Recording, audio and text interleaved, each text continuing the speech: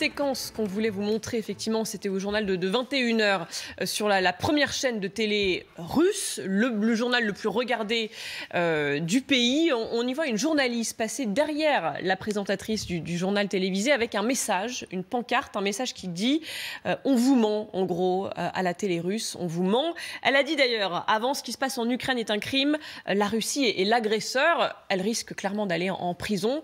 Regardez la séquence. Смягчить воздействие западных санкций, говорил сегодня Михаил Мишустин. На встрече со своим белорусским коллегой российский премьер подчеркнул, надо усилить сотрудничество в рамках союзного государства. А на совещании... Voilà, la Russie vous ment, c'est ce qui se dit. Donc, sur la pancarte, on rappelle quand même qu'elle est à moitié ukrainienne, ce qui pourrait expliquer aussi cet esprit de résistance, mais c'est peut-être aussi révélateur de quelque chose qui se passe en Russie. On a retrouvé aussi ce qu'elle a dit juste avant donc, ce passage derrière la présentatrice. On l'écoute.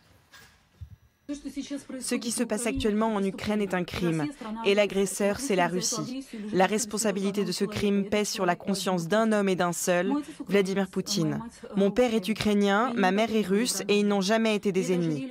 Et le bijou que je porte au cou symbolise le fait que la Russie doit immédiatement cesser cette guerre fratricide pour que nos deux peuples frères puissent encore se réconcilier.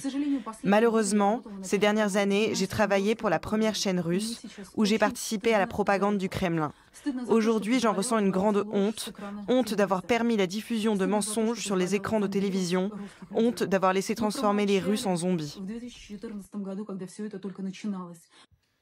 Cette journaliste s'appelle Maria Ovsiannikova. Ovsiannikova.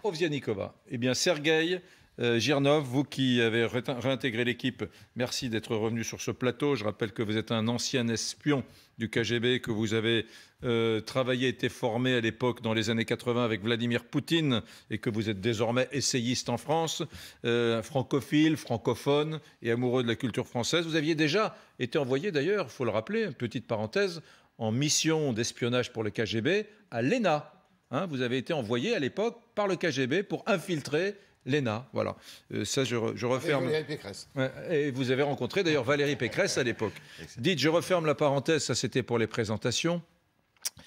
Cette femme-là, cette journaliste qui s'exprimait, on est bien d'accord, elle ne risque pas un blâme comme un journaliste, par exemple, de la CGT ou de Sud Solidaire qui s'aventurerait sur le plateau du 20h de TF1 en disant justice sociale, je ne sais quel discours syndical.